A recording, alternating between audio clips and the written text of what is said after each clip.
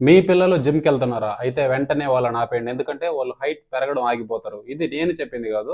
మన చుట్టూ ఉన్న మేధావులు ఎంతోమంది చెప్పింది. అయితే వాళ్ళ మాటలు పక్కన పెట్టేస్తే యాక్చువల్ సైన్స్ ఏం చెప్తుందో ఈ వీడియోలో చూద్దాం. Effect of exercises on growth.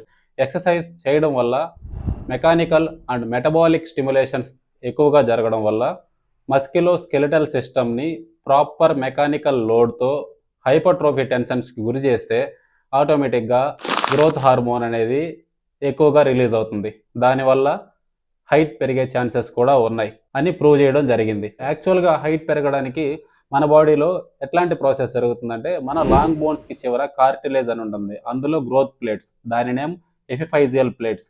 అవి ఏజ్‌ని బట్టి, జెనెటిక్స్‌ని బట్టి ఒకరికి ఒక్కొక్క ఏజ్‌లో ఆ ప్లేట్స్ అనేది క్లోజ్ అవ్వడం జరుగుతుంది. సో, మన జెనెటికల్ పరంగా ఎప్పుడైతే ఆ ప్లేట్స్ క్లోజ్ అయిపోతాయో అంతటితో మన హైట్ అనేది ఆగిపోతుంది. అంతే తప్ప ఎక్సర్సైజ్ అనేది డైరెక్ట్‌గా ఎళ్లి ఆ ప్లేట్స్ ఎదుగుదలని ఆపేయడం గాని ఏం ఉండదనమాట. డైరెక్ట్‌గా ఎక్సర్సైజ్ అనేది హైట్ మీద ఎటువంటి ఎఫెక్ట్ చూపించదు. Stay fit, be healthy. ఇట్లాంటి మిత్స్ నుంచి మిమ్మల్ని బయటకు తీసుకురావాలంటే ఈ పేజ్‌ని కొంచెం ఫాలో చేసి పెట్టుకోండి. నెక్స్ట్ ఇంకొక మిత్‌తో మీ ముందుకొస్తాను. Stay fit, be healthy. By.